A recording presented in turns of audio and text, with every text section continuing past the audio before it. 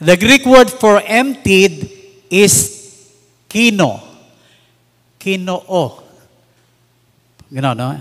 Which means that the second person of the Trinity, the Word, gave up something when He became a man. This means that the Word decided to limit the use of His divine attributes in order to live as a human being, as Jesus. He limited the use of His knowledge and wisdom as an example. Kaya nakita natin, nung nagkatawang tao siya, parang limited ang kanyang galaw. Diba? Napapagod din siya, nauuhaw din siya. Nung namatay si Lazarus, umiyak din siya. Kita mo ang kanyang pagkatao. Because He emptied Himself. No?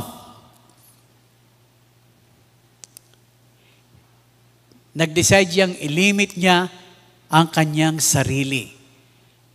Para kanino? Para sa atin. For our sake. Okay?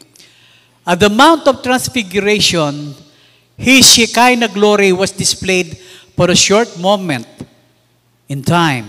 Makikita niyo sa Matthew 17, no? The verse also says that Jesus was just like a man, katulad natin, in that He had the attributes of a man, yet He was without sin. That is the meaning of the word form or morphe. He emptied Himself. The word homoioma, which also means appearance or image. Jesus was both God and man. As the Apostle Paul letter to the Colossians in chapter 1 verse 15, Jesus is the image of the invisible God. Maintindihan ng ibang mga reliyon o kulto as they teach that Jesus is just a man. Hindi siya Diyos. But the Bible says He is God. Homoioma, appearance or image. Physically, yes, but the attributes is there. He is God.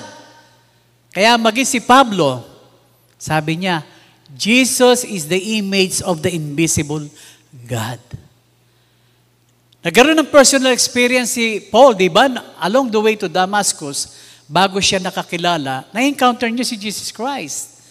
At ang sabi ng Panginoon, Paul, Paul, why are you persecuting me? Di ba? Sumagot si Pedro, Panginoon, sino po kayo? Sabi niya. Ang iglesia o ang simbahan ay ito ang iyong pinapersecute and this is my church. Sabi niya. Kaya nga, are we cleared? Tinatanggap ba natin wholeheartedly, 100% in our teaching, in our theology, that Jesus is 100% man and He is 100% God. Diyos siya. Kaya kung may nagtuturo pa sa inyong walang Trinity in the Bible, yes, wala.